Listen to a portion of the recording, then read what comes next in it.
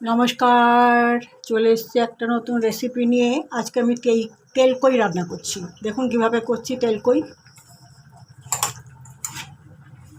কড়াতে তেল দিয়ে দিয়েছি। আর এই মাছগুলোকে আমি খুব ভালো করে ধুয়েছি। প্রথমে নুন দিয়ে ধুয়েছি, তারপরে গরম জল দিয়ে ধুয়েছি, কেমন একটা লোটকা লোটকা মতো যায়। তারপরে আমি নুন হলুদ ভালো করে মেখে রেখে দিয়েছি। এগুলোকে আগে একটু হালকা ভেজে নিচ্ছি।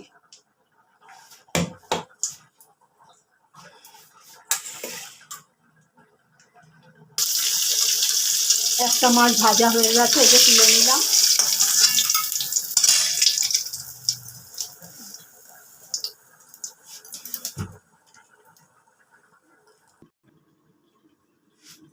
মাছগুলি সব ভেজে তুলে নিয়েছি। এবার আমি তেলকইটা করছি। এই যে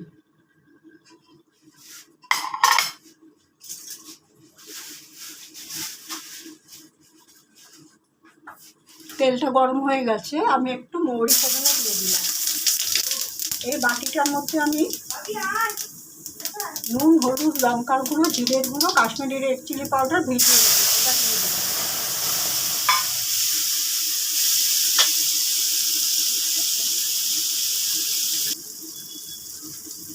মশলাটা প্রায় কষানো হয়ে গেছে। এটার মধ্যে আমি নুন, হলুদ, কাশ্মীরি রেড চিলি পাউডার, ঝাল লঙ্কা, জিরের গুঁড়ো এই দিয়েছি। আর ফোড়নে দিলাম হচ্ছে মৌরি।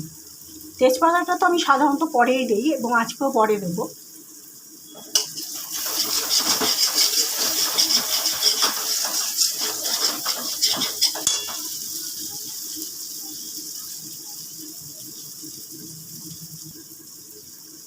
মশলাটা হয়ে গেছে, তেল ছাড়ছে, ঝোল দিয়ে দিলাম।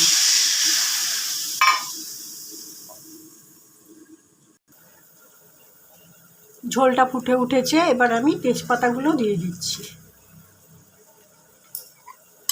এবার আমি মাছগুলো সব দিয়ে দিচ্ছি।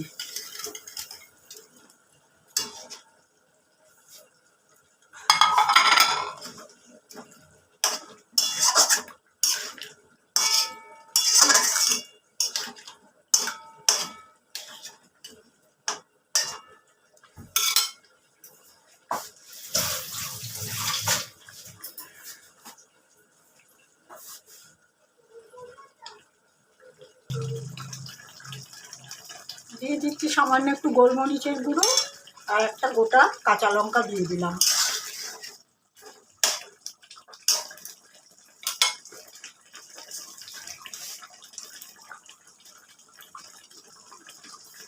রান্নাটা আমার হয়ে গেছে, আমি এখন গ্যাস নিভিয়ে দিচ্ছি।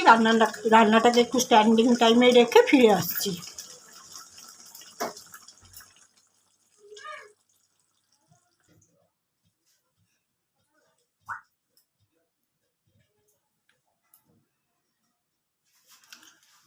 তেলকই রান্নাটাকে স্ট্যান্ডিং টাইমে রেখে আমি পাত্রর মধ্যে ঢেলে নিয়েছি। দেখুন এরকমটি হয়েছে। যাই হোক, আমি আমার রেসিপিটা আজ এখানেই শেষ করলাম। আগামীকাল নিয়ে আসবো একটা নতুন রেসিপি। সবাই ভালো থাকবেন। নমস্কার।